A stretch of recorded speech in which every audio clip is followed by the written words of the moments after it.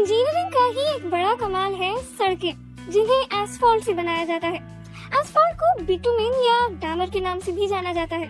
इसका इस्तेमाल पहली बार 1824 में पेरिस में हुआ। अब तो लगभग सभी देशों में ज्यादातर डामर का ही इस्तेमाल होता है, लेकिन कम ही लोग जानते हैं कि डामर को दरअसल दोबारा भी इस्तेमाल किया जा सकता है। शनिवार शाम आराम से शॉपिंग फिलहाल मुमकिन नहीं। हैम्बर्ग की मुख्य शॉपिंग स्ट्रीट की मरम्मत चल रही है। सड़क में दरारें पड़ गई है, इसे फिर से बनाना होगा। आमतौर पर इसमें नया डामर डाला जाता है, जिसमें महंगा कच्चा माल लगता है, लेकिन यहाँ पुराने डामर का ही इस्तेमाल हो रहा है। ये डामर पुराना है, लेकिन इसे फिर से इस्तेमाल किया जा सकता है।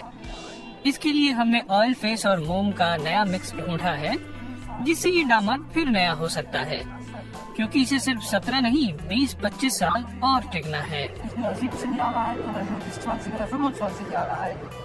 इस प्रणाली को हैम्बर्ग के अधिकारी टेस्ट कर चुके हैं, भारी ट्रैफिक वाले हार्बर के इलाके में। ऐसा है कि हमें जो डामर मिलता है वह तकनीकी तौर पर इस समय के डामर जैसा ही होता है या कई मामलों में उससे बेहतर होता है।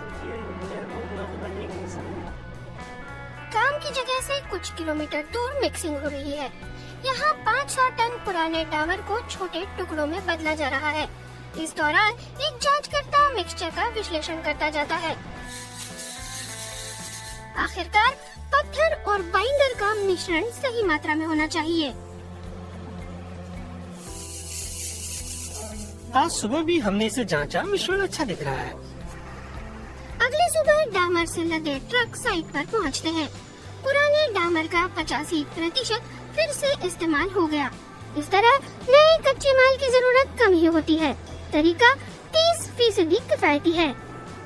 इससे शहर के खजाने पर बोझ तो कम हुआ ही, आर्थिक मामलों के सेनेटर भी खुश हैं। ये हमारे लिए इंजीनियरों के जरिए हुआ पर्यावरण संरक्षण है।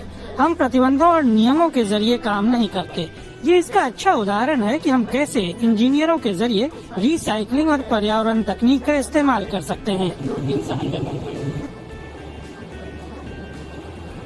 जर्मनी में हर साल 6 करोड़ टन पुराना डामर निकाला जाता है, लेकिन इसमें से सिर्फ 20% को ही रिसाइकल किया जाता है।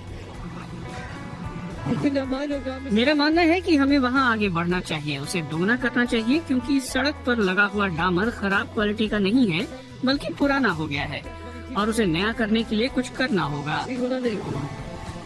रूस और तुर्की के असफाल्ट विशेषज्ञों ने भी इस काम में दिलचस्पी दिखाई है।